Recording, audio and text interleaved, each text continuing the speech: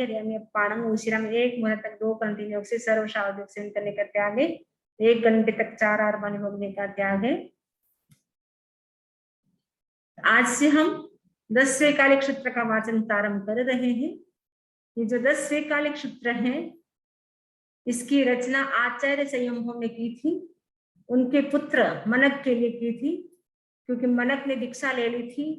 दीक्षा लेने के बाद आचार्य को लगता है कि इनका आयुष्य बहुत कम है, तो छोटे से आयुष्य में वो सब आगम नहीं पढ़ सकते हैं, तो वो ऐसा कोई आगम बनाए जिससे वो पूरा सार भी आ जाए और वो एक आगम से ही वो सब सीख ले।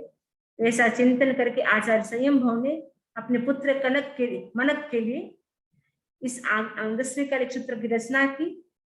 इसमें 10 चैप्टर हैं, 10 वैकालिक। इसका नाम 10 वैकालिक क्यों है? क्योंकि 10 चैप्टर है।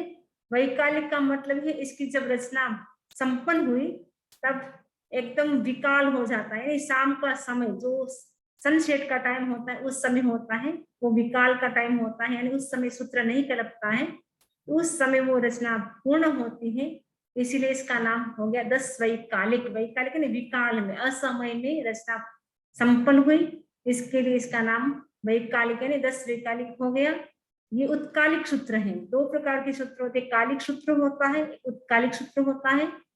जो कालिक सूत्र होता है वो फिक्स टाइम पर ही पढ़ सकते हैं, जैसे उत्तराधीन सूत्र है, आचरण सूत्र है, वो सुबह के 3 घंटा जो सनराइज के बाद 3 घंटे का टाइम होता है उस समय तक पढ़ सकते हैं, यानी कोर्सी आती है तब तक पढ़ सकते हैं जितना समय होता है। कभी दिन 14 घंटे का होता है, कभी 12 घंटे का होता है, कभी 11 घंटे का होता है, तो अपने को टाइम देखना पड़ेगा कि कितने मतलब पूरा दिन कितने समय का है, कितने घंटे का है, उसके हिसाब से अपने को काउंट करना पड़ता है। तो प्रथम प्रहर में और अंतिम प्रहर में वो जो कालिक सूत्र होता है वो पढ़ा जाता है। और ये जो 10वें कालिक, ये जो उत्कालिक सूत्र है, ये उत्कालिक सूत्र है, वो कभी भी इसको पढ़ सकते हैं, इसका पठन पाठन कभी भी कर सकते हैं। मात्र दोपहर का जो टाइम होता है 12 से 1 बजे का टाइम, उस समय नहीं पढ़ना होता है। सनसेट का जो टाइम होता है 20 मिनट पहले सोना होता है, सनराइज के 20 मिनट के बाद पढ़ना होता है। बाकी ये 10वें कालिक सूत्र है, मुकालिक है, इसलिए इसको कभी भी हम पढ़ सकते हैं। बस रात्रि का 12 से 1 बजे का टाइम वो नहीं पढ़ना, और सुबह दोपहर में जो 12 से 1 बजे का टाइम होता है वो नहीं पढ़ना है, बाकी आप कभी भी पढ़ सकते हैं। तो यह 10वें कालिक सूत्र है, 10 चैप्टर है, आचार्य संयमभव ने रचना की है। तो ये उत्कालिक सूत्र है, इसे कभी भी पढ़ सकते हैं। तो इस सूत्र का नाम है दुम्मपुफ्फिया, इसमें नहीं दिख रहा है लेकिन दुम्मपुफ्फिया इसका नाम है। दुम्मपुफ्फिया का मतलब द्रुम पुष्पिका। इस सूत्र का नाम दुम्मपुफ्फिया क्यों दिया? क्योंकि जो साधु होते हैं वो गोचरी कैसे करते हैं, भौमरे की तरह करते हैं। जैसे भौमरा होता है वो एक स्थान मतलब फूल पे बैठता है, लेकिन एक फूल से सारा रस नहीं लेता है, वो थोड़े थोड़े थोड़ा थोड़ा वो रस लेता है। जैसे थोड़ा उस फूल से ले लिया, थोड़ा दूसरे फूल से ले लिया, ऐसे करके भ्रामरी भिक्षा बोलते हैं। साधु की जो भिक्षा होती है भ्रामरी भिक्षा। जिसे भ्रमर होता है वो एक फूल से सारा रस नहीं लेता है, वैसे ही साधु क्या करते हैं, एक स्थान एक घर से सारी गोचरी नहीं करते हैं। इसीलिए इस अध्ययन में जो भ्रामरी भिक्षा का मतलब है भ्रमर की तरह भिक्षा लेने के लिए किया गया है। द्रुम पुष्पिका, द्रुम यानी वृक्ष, पुष्पिका यानी फूल। तो वो जो भौमरा होता है वृक्ष से थोड़ा थोड़ा रस लेता है, वैसे ही साधु भी सब घरों से थोड़ी थोड़ी भिक्षा लेते हैं, इसीलिए इसका नाम द्रुम पुष्पिका है। तो अब हम सबसे पहले श्लोक का उच्चारण करेंगे। धम्मो मंगल मुख्यम अहिंसा संयमो तवो देवावितं नमन्सन्ते यस्य धम्मे सयामणो यस्य धम्मे सयामणो।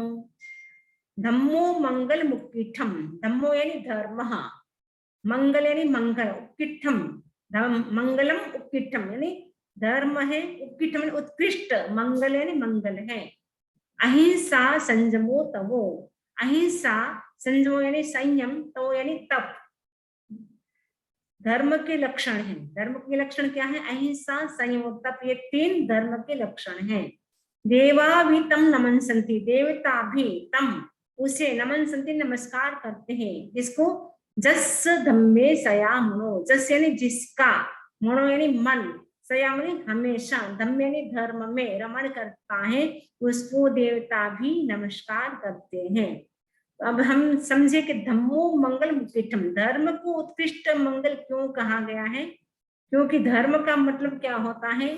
जो दुर्गति में जो जीव जाता है उसको रोक करके रखता है, यानी दुर्गति में धर्म करने वाले व्यक्ति को धर्म जाने नहीं देता है। यानी दुर्गति यानी नरक गति, तिरंज गति, अशुभ गति दुर्गति मानी जाती है, तो उसमें धर्म करने वाला व्यक्ति कभी नहीं जाएगा। तो धर्म क्या करता है? धारयात, धारण ध्रिम धातु से बना है, जिसका अर्थ होता है धारण करना। तो धर्म क्या करता है? जो व्यक्ति धर्म करता है उसको दुर्गति में जाने से धर्म रोकता है। और इसीलिए धर्म क्या है? उत्कृष्ट मंगल है। धर्म उत्कृष्ट मंगल क्यों है? क्योंकि इसके लक्षण क्या है? अहिंसा, संयम और तप। वही धर्म सही माना जाता है जिसमें अहिंसा हो, संयम हो, तप हो। यदि अहिंसा नहीं है, संयम नहीं है, तप नहीं है, वो धर्म नहीं है, वो धर्माभास है। तो हमें देखना है कि कौन सा धर्म हमें स्वीकार करना चाहिए, क्योंकि जैन धर्म एक ऐसा धर्म है जिसमें अहिंसा है, जिसमें संयम है और जिसमें तप है। तो बाकी जो धर्म होते हैं वो कोई न कोई उसके पीछे हिंसा होती है, कोई बलि देता है, कोई यज्ञ करते हैं, उसमें हिंसा होती रहती है। अग्नि की भी हिंसा होती है, बलि करते हैं, उसमें त्रस्यों की हिंसा होती है। लेकिन धर्म वह होता है जिसमें अहिंसा, संयम और तप हो, वही धर्म होता है, वही धर्म उत्कृष्ट मंगल कहा जाता है। तो मंगल भी दो प्रकार के होते हैं, द्रव्य मंगल होता है, भाव मंगल होता है। द्रव्य मंगल का मतलब होता है चावल है, अक्षत है, कुमकुम है, दही है, वो सब क्या है? द्रव्य मंगल है। जैसे कभी कोई रवाना होता है घर से, तो उनको दही पिलाते हैं कि भाई आपका अच्छा हो, तो उसको तिलक करते हैं, वो सब द्रव्य मंगल है। उससे विघ्न बाधाएं दूर हो सकती हैं, लेकिन आत्मा की शुद्धि उससे द्रव्य मंगल से नहीं हो सकती है। तो भाव मंगल क्या है? धर्म है वो भाव मंगल है, क्योंकि धर्म से ही आत्मा की शुद्धि हो सकती है, इसे धर्म है वो भाव मंगल है। देवावीतम नमनसन्ति ने इससे पहले अहिंसा संयमो, तो अहिंसा का मतलब क्या होता है? जिसमें हिंसा किसी भी प्रकार की नहीं की जाती है, वह अहिंसा होती है। प्रमत्त योगात प्राण व्योपरोपणम हिंसा, प्रमाद से जो हम जीवों की हिंसा करते हैं वो तो क्या है? हिंसा हो जाएगी। तो तत्वार्थ सूत्र का सूत्र है प्रमत्त योगात प्राण व्योपरोपणम हिंसा, प्रमाद से जो भी हम प्राणों को मारते हैं वो हिंसा होती है। तो प्राणों को न मारना, अतिपात न करना, वो होता है अहिंसा। तो अहिंसा धर्म का लक्षण है, यानी किसी भी प्रकार की हिंसा नहीं करना, वो अहिंसा है।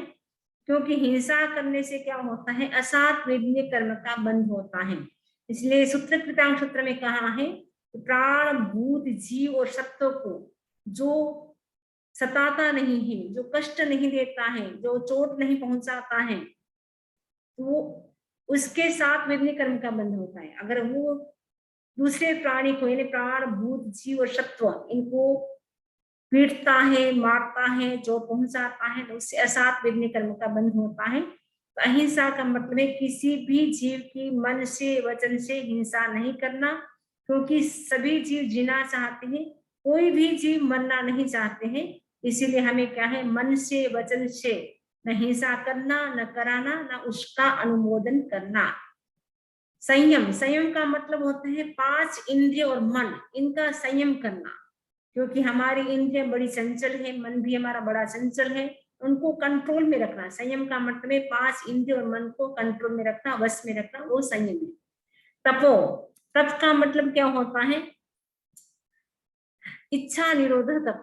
हम जब इच्छा का निरोध करते हैं तब तप होता है। तो तपस्या भी ऐसे तपस्या के 2 प्रकार हैं, बाह्य और आभ्यंतर। और बाह्य के भी 6 प्रकार और आभ्यंतर के भी 6 प्रकार, जिसको हम निर्जरा कहते हैं। निर्जरा के जो 12 प्रकार है, ये सब तप के 12 प्रकार माने जाते हैं। तो तपस्या के 12 प्रकार हैं, तो आप बताइए, अनशन, उनोद्री, भिक्षाचर्य, रस परित्याग, काय क्लेश, प्रतिसरणता, प्रायश्चित, विनय, वैराग्य, स्वाध्याय, ध्यान और कायसर्ग, ये तप के 12 प्रकार हैं। तो उनमें से हम दिन में सोचे कि हम उनमें से किसकी आराधना करते हैं। अनशन करते हैं, अनशन का मतलब है उपवास से लेकर के संधारा तक जो भी की जाती तपस्या, वो सब अनशन के अंतर्गत आता है। अनशन भी 2 प्रकार का होता है, एक इत्वरिक होता है, एक प्रायोपगमन होता है। इत्वरिक का मतलब होता है अल्पकालिक होता है, और यावत कथित का मतलब है लाइफ लॉन्ग के लिए होता है। जो इत्वरिक यानी उपवास आदि जो तपस्या करते हैं वो इत्वरिक हो गया। यावत कथित का मतलब है जो लाइफ लॉन्ग के लिए संधारा कर सकते हैं वो यावत कथित हो जाता है। उसमें भी प्रायोपगमन संधारा होता है, इंगिनिमरण संधारा होता है। प्रायोपगमन संधारे में तो जैसे वृक्ष की डाली टूट जाती है, वो वैसे जिस अवस्था में टूटी और गिरी वो उसी अवस्था में रहती है। वैसे प्रायोपगमन संधारा वाला न हिलता है न डुलता है, जिस अवस्था में अनशन स्वीकार किया उसी अवस्था में रहता है। न स्वयं शरीर का ध्यान रखता है, न किसी से सेवा करा सकता है। बस वो उनको जरूरत पड़ती है बाथरूम के लिए, उतना ही वो जाते हैं, बाकी कहीं पर भी हिलते नहीं डुलते नहीं, न सेवा करते हैं स्वयं अपने शरीर की, न दूसरों से करवाते हैं। और जो इंगिनी मरण होता है उसमें क्या करते हैं, खुद सेवा कर सकते हैं, अपने शरीर का ध्यान रख सकते हैं, लेकिन दूसरों से वो सेवा नहीं करवा सकते हैं। और इनका जो समय जो स्थान होता है वो फिक्स होता है कि उस स्थान में वो घूम सकता है। इंगिनी मरण वाला, प्रायोपगमन वाला वो घूम नहीं सकता है। भक्त प्रत्याख्यान, अभी जो वर्तमान में जो संधारा होता है वो भक्त प्रत्याख्यान होता है। उसमें घर वाले उनकी सेवा कर सकते हैं, उनका शरीर पहुंच सकते हैं, उनको पानी पिला सकते हैं, वो खुद भी कर सकता है, दूसरे भी उनकी सेवा कर सकते हैं, वो भक्त प्रत्याख्यान है। तो 3 प्रकार के अनशन होंगे, भक्त प्रत्याख्यान, इंगिनी मरण और प्रायोपगमन। तो वर्तमान में प्राय भक्त प्रत्याख्यानी होते हैं संधारा, और भगवान महावीर स्वामी के टाइम प्रायोपगमन संधारा प्राय सभी करते थे। तो जो आराधना की 9वीं ढाल है उसमें लगभग उनका ही वर्णन मिलता है कि उन्होंने पादोपगमन संधारा किया, उसके बाद मोक्ष गए, उन्होंने संधारा किया, उसके बाद वो स्वर्ग गए। तो पूरी ढाल उसी की है। तो तप के भी 12 प्रकार हैं। अनशन का मतलब आपको समझ में आ गया, उनोद्री का मतलब कम खाना है, वो तो आपको सब आ ही जाएगा, और क्योंकि जैन तत्व विद्या में भी अपन चर्चा कर चुके हैं, वो आप अगर कहीं नहीं आए तो आप पूछ सकते हैं। तो तप के भी 12 प्रकार हैं, तो उनमें से हम अनशन करें, उनोद्री करें, जो भी हम कर सकते हैं, भिक्षाचर्य यानी अभिग्रह करें, उसमें से ध्यान करें, स्वाध्याय करें। स्वाध्याय भी निद्रा का प्रकार है, तप का प्रकार है, ध्यान भी तप का प्रकार है। अगर कोई उपवास नहीं कर सकते दूसरी साधना भी कर सकते हैं, और कायसर्ग भी कर सकते हैं, सेवा भी कर सकते हैं। तो 12 में से आप चिंतन करें, पहले नाम याद कर ले, फिर 12 में से दिन भर में हम कितना तप करते, कौन सा तप करते, कितना हो गया, वो 12 में से हमारा कितना होता है, वो रात को सोने से पहले आपको चिंतन करना है। तो देवा भी तम नमस्ते, देवता भी उसको नमस्कार करता है, किसको, जिसका मन धर्म में हमेशा रमण करता है। क्योंकि देवता भी धार्मिक होते हैं, वो क्या करते हैं, तो जो भी धर्म क्रिया करते हैं मनुष्य, उनको वो भी उनके चरणों में नतमस्तक हो जाते हैं, वंदन करते हैं। हम लोग क्या करते हैं, देवता को पूजते हैं, नमस्कार करते हैं, लेकिन जो सम्यक होता है वो देवता की मतलब आसाधना नहीं करते, लेकिन जो सम्यक मनुष्य होता है वो किसी के आगे सिर नहीं झुकाता है, वो इतना दृढ़ होता है उनका सम्यक, तो किसी के आगे सिर नहीं झुकाता है। तो हमें भी क्या करना है, एक अपना सम्यक्त्व को पुष्ट रखना है, अपने को आसाधना नहीं करना है, लेकिन हमें क्या करना है, देवता भी क्या होते हैं, कामातुर होते हैं, भोगातुर होते हैं, वो भी वासना से भरे होते हैं। तो इसीलिए वो भी आपस में, उनका भी वहां संसार है, उनका भी चलता रहता है, अप्सरा को लेकर के, धन को लेकर के उनके भी लड़ाई झगड़ा चलते रहते हैं। इसलिए हमें स्वर्ग के सुखों की भी इच्छा नहीं करनी चाहिए। और देवता के चौथा गुणस्थान होता है, श्रावक के 5वां गुणस्थान होता है। ऐसे गुणस्थानों की दृष्टि से भी हम देखें तो मनुष्य है वो आगे है। इसलिए देवता भी क्या करते हैं, मनुष्य के चरण में नमस्कार करता है। कब करता है, जब हमारा मन धर्म में रमण करता है, तब देवता भी उनको नमस्कार करता है। तो पहले श्लोक का आपको शायद मीनिंग क्लियर हो गया होगा। दूसरा श्लोक, जहां दुमस गुप्तेषु भमरो आवी रसम नए पुष्पम किलाने सोए पीणे अपयम।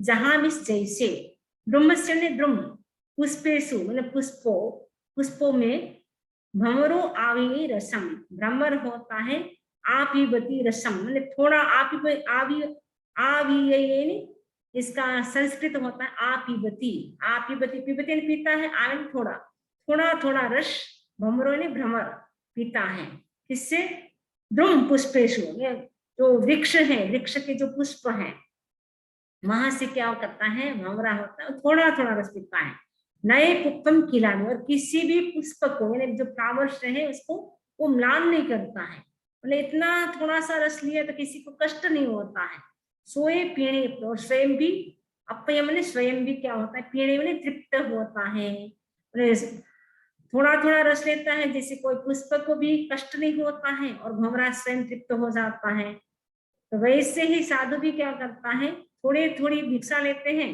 तो इसीलिए किसी के घर में भी कोई कमी नहीं होती है और साधु के भी अपना आराम से आजीविका हो जाती है, और गृहस्थ को भी कोई तकलीफ नहीं होती है, क्योंकि पूरा पूरा ले लेंगे तो उनको भी तकलीफ होगी, अरे हमने खाना बनाया था सारे के सारा हमारा महाराज तो ले गए, उनके मन में भी अनास्था हो जाती है, थोड़ा थोड़ा लेने से उनको भी लगता है महाराज कितने अच्छे हैं, एकदम विवेक से गोष्ठी करते हैं, तो साधु संतों को भी ध्यान रखना होता है, तो भिक्षा को गोचरी भी बोलते हैं, गोचरी का मतलब गऊ, गऊ यानी गाय जैसे थोड़ा थोड़ा खाती ही घास, पूरा पूरा वो नहीं कभी नहीं खाएगी, थोड़ा थोड़ा खाएगी, वैसे ही साधु को भी क्या है, गांव गांव से जो जाते हैं घर घर, तो थोड़ी थोड़ी भिक्षा लेनी होती है, पूरा पूरा खाली बर्तन नहीं करना होता है, तो आपको ये शायद समझ में आ गया होगा। कहम न कुज्जा सामन्नम जो कामे न निवारे, पये पये विषयंतो संकपस्व वसंभयो, कहम न कुज्जा, ये तो क्या, ये तो दूसरे दिन का गया, तीसरा श्लोक कहाँ गया है इसका, इसका तीसरा श्लोक में आप स्क्रीन में देखिए, स्क्रीन में मैं स्क्रीन शेयर कर रहा हूँ, वो देखिए मतलब। ओके, तो मेरे पास लेके आओ, दूसरी का लेके आप करो शेयर, चलो इसको बंद करो। हाँ, मेरा स्क्रीन दिख रहा है ना आपको? हाँ आप चालू किए, हाँ अब दिख रहा है। एमे समणा मुत्ता जे लोए संति साहुनो, निहंग माव पुक्तेसु दान भक्ति सणे रया, एमे माने एमे का मतलब इस प्रकार, जे माने जो, लोए माने लोक में, मुक्त मुत्ता यानी मुक्त, समण यानी श्रमण, साहुनो का मतलब साधु, संति माने है, इस प्रकार लोए माने लोक में, जे माने जो, मुक्त श्रमण साधु संति माने है, निहंगमाव भक्तेषु दान भक्ति सणे रया, निहंगमा का मतलब होता है भ्रमर, भ्रमरे की तरह, पुष्पेशु ने पुष्पों पर, जैसे दान भक्त की ऐसा में रत रहता है, जैसे पुष्पो भ्रमर पर, वह का मतलब इव का मतलब जैसे, निहंग माने भ्रमर, पुष्पेशु ने पुष्पों पर, इसका मतलब हुआ कि जो इस लोक में मुक्त श्रमण साधु है, वो दान भक्त की ऐसा में रत रहते हैं, कैसे रत रहते हैं, जैसे भ्रमर है पुष्पों पे रहता है, यानी जैसे एक मिनट, तो जैसे मुक्त श्रमण साधु होते हैं वो थोड़ा थोड़ा जैसे भिक्षा लेते हैं, वैसे जैसे भ्रमर कैसे थोड़ा थोड़ा रस लेता है, वैसे ही साधु भी ऐसे ही करते हैं।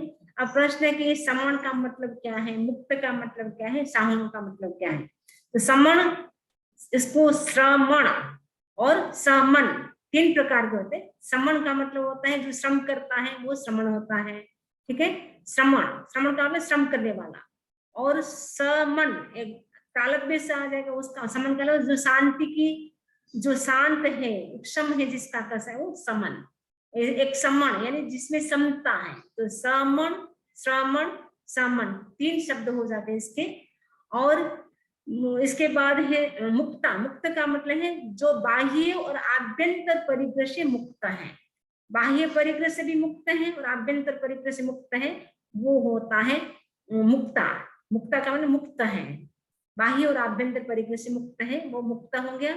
साहुणों का मतलब होता है जो ज्ञान दर्शन चारित्र की साधना करता है वो साधु होता है, जो 5 महारत्नों का पालन करता है वो साधु होता है, ठीक है। हाँ, वयम च वित्तिम लब्धामो नए कोई ऊहम मई आहा गड़े सूर्यंती कुफेशु भमराजहा। वयम च वित्तिम लब्धामो, वयम का मतलब हम, वित्ति मैंने भिक्षा को, लब्धाम मतलब प्राप्त करेंगे, नए कोई ऊहम मई, कोपी मैंने किसी को भी, किसी का भी उपहनन न हो, वैसे हम भिक्षा को प्राप्त करेंगे। आहा गणेश रियंती, आहा गणेश का मतलब सहज निष्पन्न, रियंती मैंने आहार ग्रहण लेते हैं। जो भिक्षु होते हैं वो क्या करते हैं, सहज निष्पन्न, आपके लिए जो गृहस्थ के लिए जो बना हुआ है भोजन उसमें से वो लेते हैं। आहा गणेश सहज बना हुआ रियंती मैंने लेते हैं। कैसे, जहां भ्रमरा कुप्पेशु, जहां मैंने जैसे भ्रमरा यानी भ्रमर, कुप्पेशु ने पुष्पों से थोड़ा थोड़ा रस लेता है। वो क्योंकि जो पुष्प होते हैं उसमें कोई भमरे के निमित्त से वो रस नहीं होता है, वो सहज ही होता है रस, नेचुरल तरीके से। तो भमरा भी थोड़ा थोड़ा रस लेता है, वैसे ही साधु भी क्या करता है, भमरे की तरह जो सहज निष्पन्न जो भिक्षा होती है उसी को लेते हैं। ऐसे नहीं कि साधु के निमित्त आप अगर आप बनाते हैं उसको साधु कभी भी भिक्षा ग्रहण नहीं करते हैं, क्योंकि साधु के निमित्त बनाने से आधा कर्मी दोष लगता है, तो साधु के लिए कल्पता नहीं है, इसलिए साधु कभी भी उनके निमित्त से भिक्षा ग्रहण नहीं करते हैं। नेक्स्ट, महुगार, महुकार है, महुकार समाबुद्धा जे भवन्ति अनिस्या नाना पिंडरया दंता तेण उच्चन्ति साहुनोत्ति देवे। महुकार समाबुद्धा, मधुकर का मतलब होता है भमरा, जे भवंती अनिश्या, मधुकार के, मधुकर के समान भमरे के समान, बुद्धा मैंने बुद्ध, जे मैंने जो बुद्ध है वो क्या है, अनिश्या भवंती अनिश्चित होते हैं। जो मधुकर के समान, जैसे भमरा होता है किसी एक पे डिपेंड नहीं होता है, वैसे ही साधु भी किसी एक गृहस्थ के ऊपर डिपेंड नहीं होते, क्योंकि वो घर घर भिक्षा जाते हैं, घर घर भिक्षा लेते हैं। तो जैसे भमरा होता है किसी एक के आश्रित नहीं होता है, वैसे ही तीर्थंकर भी जो साधु होते हैं, बुद्ध का माने जो बुद्ध यानी साधु होते हैं, वो मधुकर के समान अनिश्चित होते हैं। अनिश्चय का अनिश्चित यानी किसी पर डिपेंड नहीं होते, अनिश्चय यानी अनाश्रित यानी किसी के ऊपर आश्रित नहीं होते हैं। नाना पिंड रया दंता तेण उच्चंदी साहुनो, नाना यानी अनेक प्रकार की, पिंड यानी भिक्षा में, रया माने रक्त है, जो विविध प्रकार की भिक्षाओं में जो रक्त है, दंता माने दांत है, ये दांत का मतलब इंद्रिय और मन का दमन करने वाले हैं। तेण बुच्चंती साहु, उन्हीं गुणों से उनको साहुनो साधु, बुच्चंती में कहा जाता है। साधु क्यों कहा जाता है, क्योंकि साधु होता है वो किसी पर डिपेंड नहीं होता है। नाना पिंड रया दंता, नाना पिंड अनेक प्रकार की भिक्षा करता है, अनेक घरों से भिक्षा लेता है। दंता ने जो दांत होता है यानी जो 5 इंद्रियां हैं, मन है, उनका दमन करने वाले होते हैं, यानी उनको कंट्रोल में करने वाले होते हैं साधु। उन्हीं गुणों से उनको क्या कहा जाता है, साधु कहा जाता है। तो कई लोग प्रश्न करते हैं कि भिक्षा तो अगर साधु नहीं मतलब साधु भिक्षा करते हैं, इससे अच्छा अपना बना ले, घर घर क्यों जाते हैं। अगर वो अपना बनाएंगे तो उससे क्या होगा, अग्नि का आरंभ होगा, उसके पीछे पानी का आरंभ होगा, फिर 6 काय की हिंसा हो जाएगी, पृथ्वी काय, अप काय, तेजस काय, वायु का, वनस्पति काय, 6 काय की हिंसा होती है। इसीलिए साधु क्या करता है, कभी भी अपने निमित्त भोजन नहीं बनाते हैं, उनके निमित्त बनाया वो भी नहीं लेते, स्वयं भी नहीं बनाते हैं। जो सहज निष्पन्न होता है उनको ही साधु भिक्षा लेते हैं। तो क्योंकि कई लोग बोलते हैं कि भिक्षा अगर हम बनाते हैं तो उसमें क्या दोष लगता है, उसमें दोष लगता है, आपको भी लगेगा उनको भी लगेगा। तो हमें कभी भी न आधा कर्मी साधु को ध्यान रखना चाहिए और श्रावक को भी सही बोलना चाहिए, नहीं महाराज आपके निमित्त नहीं बनाया, हम तो अपने लिए बनाया। तो आपने अगर अपने लिए बनाया तो अच्छी बात है, लेकिन ज्यादा बना ली है जानबूझ करके, आज महाराज की गोचरी होने वाली है तो आपने ज्यादा बना लिया, उससे क्या होता है, दोष लगता है, आपको भी लगता है, महाराज को भी लगता है। महाराज ने पूछ के लिए अगर आपने असत्य वचन बोला, झूठ बोला, तो आपको दोष लगेगा, क्योंकि आधा कर्मी आहार देने से कहा जाता है, ठान सूत्र में आया है, अल्प आयुष्य का बंध होता है, यानी नेक्स्ट बर्थ जो जाए होगा उसमें हमारा आयुष्य बहुत अल्प होगा। अशुभ आयुष्य का बंध होता है और अल्प आयुष्य का बंध होता है। अशुभ आयुष्य का मतलब है आप मतलब आपका ऐसा घर मिलेगा जहाँ कोई फैसिलिटी नहीं होगी, यानी पुअर कुल में जन्म हो जाएगा। इसीलिए हम कभी भी आधा कर्मी दोष जो लगता हो साधु को वैसा हमें नहीं देना चाहिए। तो इस प्रकार हमारा जो फर्स्ट दिन है वो कंप्लीट हो रहा है। अगर आपको टाइम है क्या अभी सेकंड चालू कर दे अपन।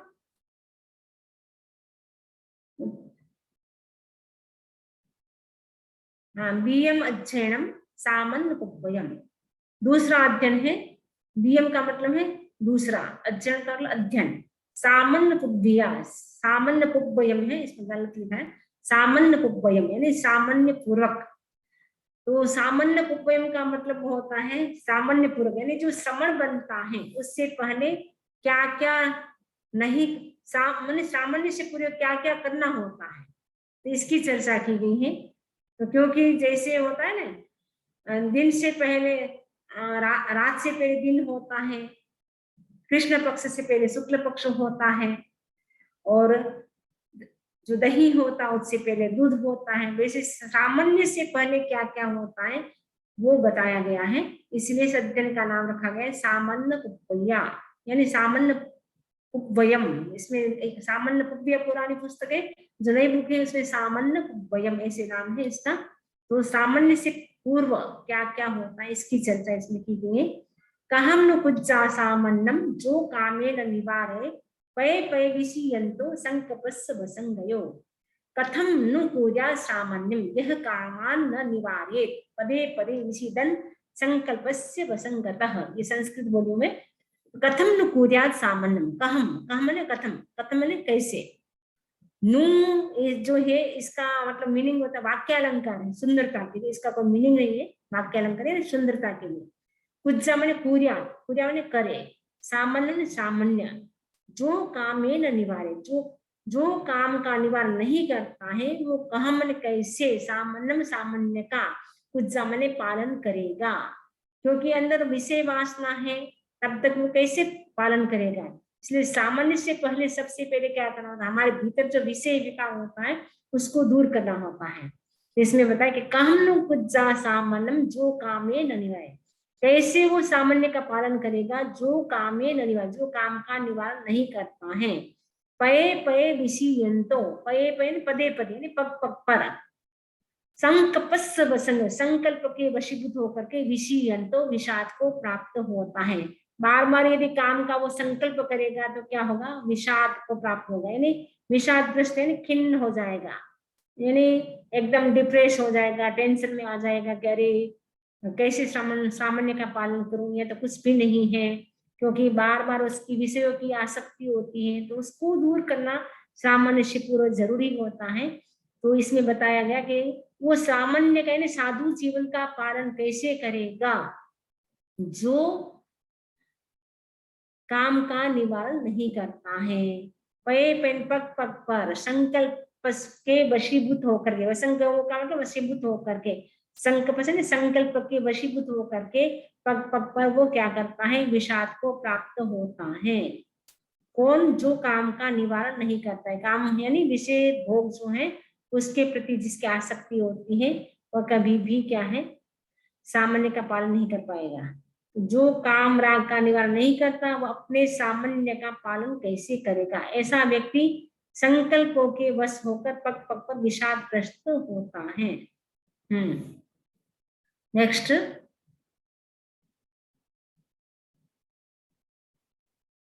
मत्थगन्धमलङ्कारम् इत्योसेनानीय अच्छन्दाजेन मुञ्चन्ति न शेषा इति उच्चये। उसमें इसमें बताया गया कि त्यागी कौन नहीं है। मत्थगन्धमलङ्कारम्, मत्थ यानी वस्त्र, गंध यानी गंध, अलंकार यानी अलंकार, इत्यो यानी स्त्री, सेनानी यानी आसन, अच्छंदा जेन मुञ्चन्ति न शेषा इति उच्चये। अच्छंदा का मतलब अभावग्रस्त हो करके, अभाववश जिसके पास नहीं है, जे न मुंजते उसका भोग नहीं करते, नशे चाय की उच्च उसे त्याग भी नहीं कहा जाता। चाय का मतलब त्यागी, नशे चाय की उच्च में कहा जाता है, ना मैंने नहीं। वस्त्र गंध अलंकार इत्यो सेनानी, वस्त्र गंध अलंकार स्त्री और आसन, जेन भुंजन्ति, जिसका वो भोग नहीं करता है।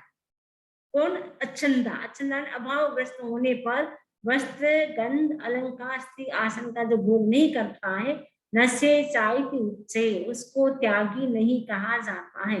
अगर आपके पास दांत नहीं है, आप बोलते मुझे सुपारी खाने का त्याग है, आपके मतलब चल नहीं सकते हैं, लूले हैं, लंगड़े हैं, बोलते मुझे पहाड़ पे चढ़ने का त्याग है। जो एकदम गरीब है, बोलते मुझे सोने की थाली में, चांदी की थाली में खाने का त्याग है। तो वो त्याग नहीं, त्याग की मखोल होती है। तो जिसके पास कुछ है ही नहीं, वो कैसे त्यागी कहलाएगा? तो इसमें बताया कि त्यागी वो नहीं है जिसके पास कुछ नहीं है, वो अभावग्रस्त है, तो वो त्यागी नहीं कहलाता है। तो त्यागी कौन होता है, आगे बोलना कहा जा रहा है। जे कंते पिए भोए लद्दे, आगे श्लोक, जे कंते पिए भोए लद्दे बिटिक बई साहिणे से भोए सेहु चाय की उच्चे।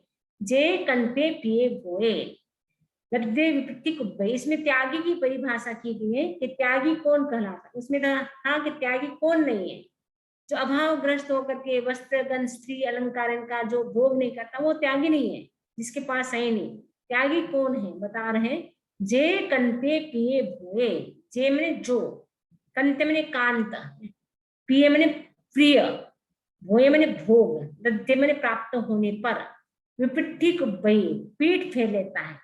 आपको एकदम मनोहर, कांत एकदम मनपसंद प्रिय भोग आपको प्राप्त है, लद्दे मैंने प्राप्त है, तो उसकी ओर से आप पीठ फेर देते हैं, उसकी ओर देखते भी नहीं। इतना सब कुछ फैसिलिटी है, सब सुख सुविधा है, इतने भोग आपके, सब प्रकार के पांचों इंद्रियों के भोग प्राप्त हैं, फिर भी आप उनकी ओर से पीठ फेर लेते हैं। साहिणे से हो, और स्वाधीनता से उनका त्याग करते हैं। सब कुछ है आपके पास, उसके बाद भी आप इच्छा से, साहिणे का इच्छा से आप त्याग करते हैं। सेहु चाय की उच्चई, उसको त्यागी कहा जाता है, जो इच्छा से त्याग करता है। आपके पास सब कुछ है, इच्छा से जो त्याग करता है वही त्यागी कहलाता है। इसमें त्यागी की परिभाषा आ गई है, बहुत अच्छी परिभाषा है। त्यागी कौन कहलाता है, जो सब कुछ प्राप्त होने पर भी इच्छा पूर्वक जो त्याग कर लेता है, वो त्यागी कहलाता है। समय नहीं, समय है। समाय पेहाय परिपयंतो सियामणो निस्सरये वैत्ता न सामहम नोवि अहम पिति से इच्छेवताओ विनिएजरागम। समाय पेहाय, इसमें ई पुरानी है इसलिए अभी करेक्शन करना हो गया है। समाय पेहाय परिवयंतु सियामणो निस्सरये वैत्ता, सिया मने कदाचित, कभी, मनो मने मन, बहिर्दान बाहर, निस्सरे निकल जाए, समाय पेहाय परिबंध, सम्यक दृष्टि पूर्वक, पेहाय मने प्रेक्षा करते हुए, समता की प्रेक्षा करते हुए, परिबंध मने भ्रजन करे, मैंने विहार करे। नशा महम नोवि अहम पीति से इच्छेवताओ विनिजरागम, आप साधना करें, साधना करते करते कभी आपका मन बाहर चला जाए तो क्या चिंतन करना चाहिए, नशा महम नो यम पीति से, सा मैंने वह स्त्री मेरी नहीं है, मैं भी उसका नहीं हूँ, इच्छे इस प्रकार ताओ उसके प्रति होने वाले रागम ने राग को मैंने दूर करे। क्योंकि सपोज दीक्षा ले लेते हैं, दीक्षा लेने के बाद मन विचलित हो जाता है, शादीशुदा होते हैं, बाद में वापस उसका ध्यान पति के प्रति जाता है, पत्नी होती है तो उसके प्रति जाता है, एक दूसरे के प्रति। तो फिर उस समय वो चिंतन करे, यदि बाहर मन चला गया, उसके प्रति राग हो गया, क्या चिंतन करे, वह मेरी नहीं है, मैं भी उसका नहीं हूँ। इस प्रकार उसके प्रति, यानी जो भी है, पत्नी है, पति है, उनके प्रति जो भी राग हुआ है, उस राग भाव को क्या करे, दूर करे।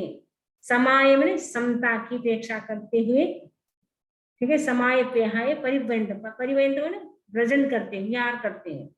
सिया मने कदाचित, मन मने मन, बहिर्दान बाहर निश्चय निकल जाए तो क्या चिंतन करे, सा मने वह, नशा महम नोवि अहम पीति से, अहम मने मैं, पिय मने भी, मैं भी, पीछे मैंने उसका, नो नहीं हूँ, इच्छे में इस प्रकार, ताऊ मैंने उसके प्रति होने वाले रागम राग को विनेज में दूर करे, राग को क्या करना है, दूर करना है। समता की अपेक्षा करते हुए उसके प्रति होने वाले राग को दूर करें।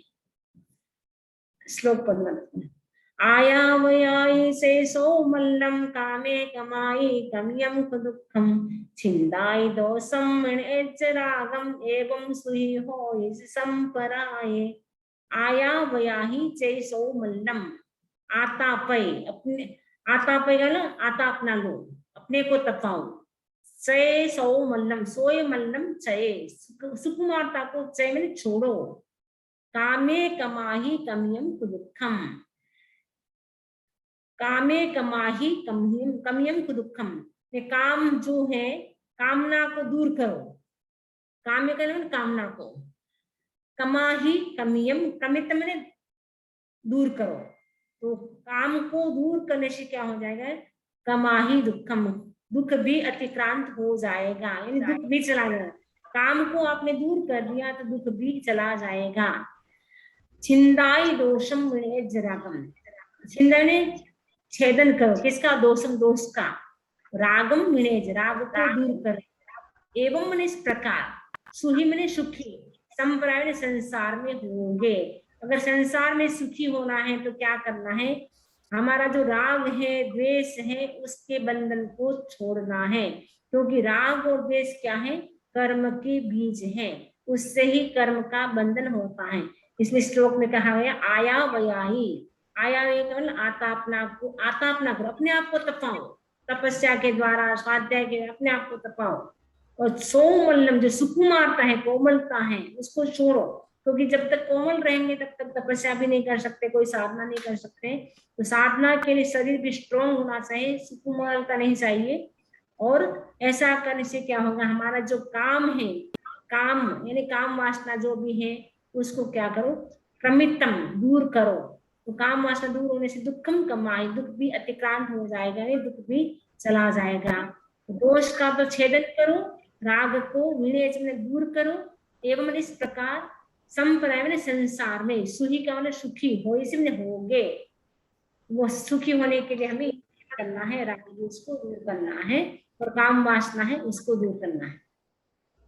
अखंडे जलिंग जोइंग धूम केम दुरासेम नेच्छन्ति वन्तेम भोतुम कुले जाय अगंधने, कुले जाय अगंधने, अगंधने मैंने अगंधन, कुले मैंने कुल में, जाया मैंने उत्पन्न, सर्प क्या करता है, पखंडे जलिंग जोइंग धूम केम दुरासेम, धूम केतु दुरास, दुरास मैंने विकराल, धूम क्यों मैंने अग्नि, जोई मैंने ज्योतिष, जोई मैंने अग्नि, धूमकेतु मैंने धूमकेतु का मतलब होता है अग्नि, जोई का मतलब होता है जलती हुई, विकराल अग्नि में, जलियम मैंने जलियम, जोई मैंने जलती हुई विकराल अग्नि में वो पखंड मैंने प्रवेश कर जाता है।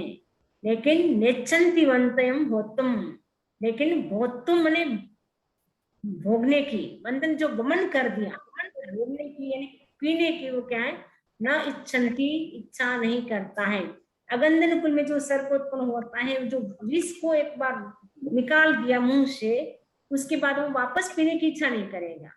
वो विकराल अग्नि है, उसमें वो प्रवेश कर जाना पसंद करेगा, यानी मरना पसंद करेगा। लेकिन जो विष को छोड़, पॉइजन को छोड़ दिया, उसको वापस वो ग्रहण करने की इच्छा नहीं करेगा। अगंधन कुल में जन्मा सर्प जलती हुई विकराल अग्नि में प्रवेश कर जाना स्वीकार कर लेता है, किंतु वमन किया हुआ विष वापस पीने की इच्छा नहीं करता है। तो साधु को भी ऐसा ही होना चाहिए कि जो हमने घर के जो विषय वासना है, भोग छोड़ दिया है, अब वापस घर में जाने की इच्छा नहीं करनी चाहिए। एक बार हमने छोड़ दिया, वापस उसकी ओर मुड़ करके नहीं देखना चाहिए। तो हमें भी कुल में कैसा होना चाहिए, अगंधन कुल जैसे, अगंधन सर्प जैसा होना चाहिए। नेक्स्ट,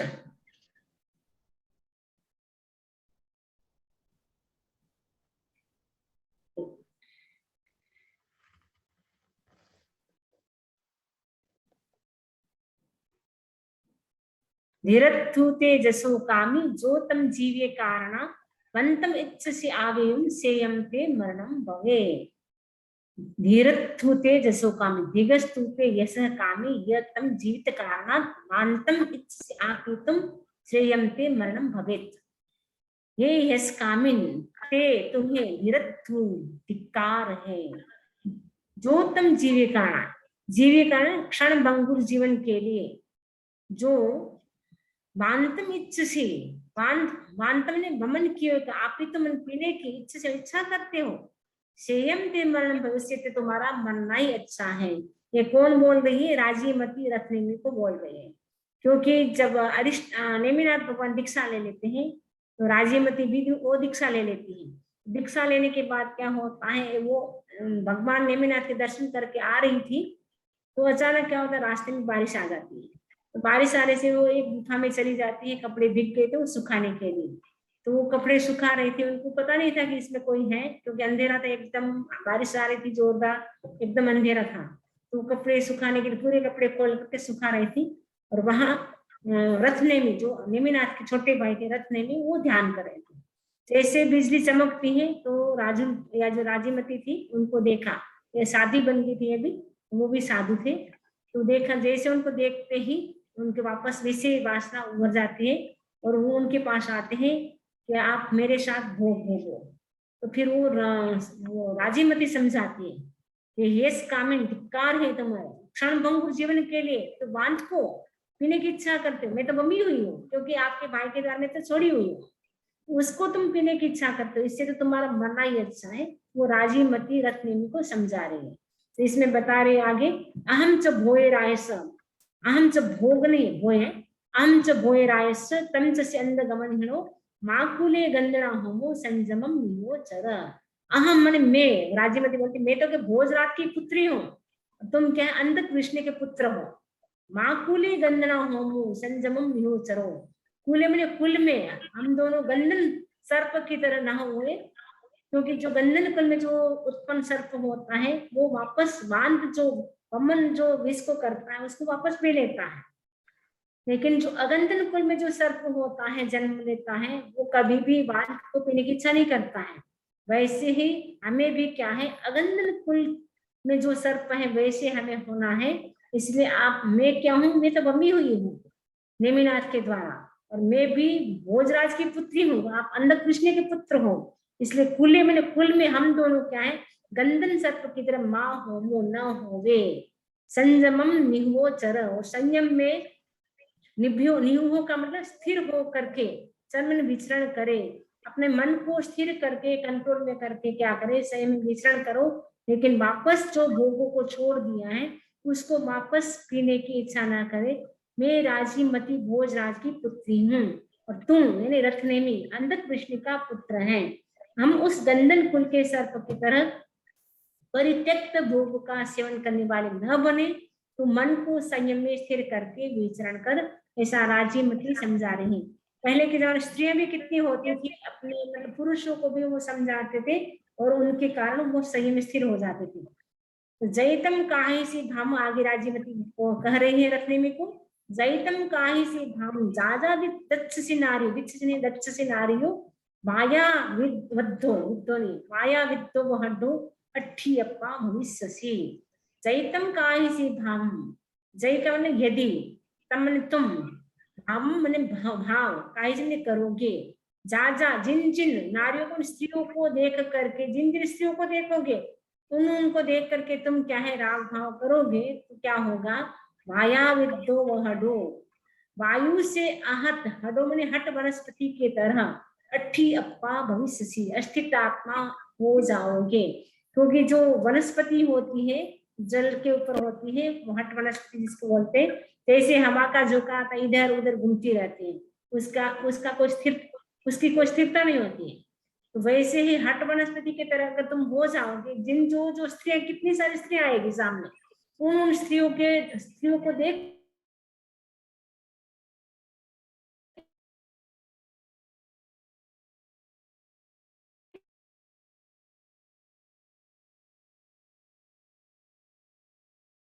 करके रहोगे। कभी का होता था ना लड़का न घाटा, तो वैसे तुम हो जाओगे। इसलिए तुमको क्या करना है, संयम में स्थिर रहना है, लेकिन अपने मन को विचलित नहीं करना है। यदि तू जिस स्त्री को देखेगा उसके प्रति राग भाव करेगा, वैसा ही अस्थिर चित्त होकर डोलता रहेगा। जैसे वायु के वेग से हट नामक वनस्पति, ये बिना जड़ की एक जलीय वनस्पति होती है, जैसे जल कुंभी, तो वो एक वनस्पति होती है, जल में ऊपर तैरती रहती है, तो काय की तरह ऊपर आती है, वैसे 8 वनस्पति होती है, वो इधर उधर घूमती रहती है वायु के झोंके से। तो तुम भी अगर स्त्रियों को, जो स्त्रियां आएगी बहुत सारी सामने, क्योंकि दर्शन करने भी आती है, ऐसे भी कितनी स्त्रियां होती हैं, अगर उनको देख के तुम उनके प्रति राग भाव करोगे तो कैसे चलेगा। वो अब क्या होता है, तीसरे सो वयम सोचा संजयाई सुभाष्यम अंकुशेण जहां नागो धम्मे संपड़ी वायु।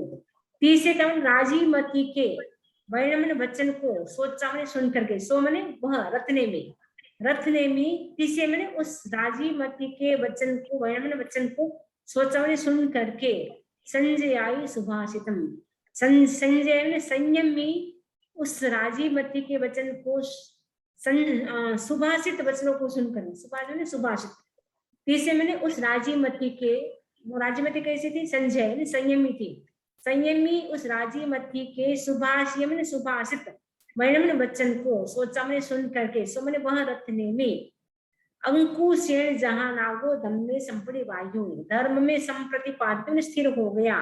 कैसे हुआ, जहां मैंने जैसे नाग मैंने हाथी अंकुश से स्थिर हो जाता है, वश में हो जाता है, स्थिर हो जाता है, वैसे ही राजीमती के वचन को सुन करके रत्नेमी भी स्थिर हो गए धर्म में। वो प्रायश्चित लेकर के अरिष्ट नेमी से वो प्रायश्चित ले लेते हैं, उसके बाद रत्नेमी भी मुक्त हो जाते हैं, सिद्ध हो जाते हैं।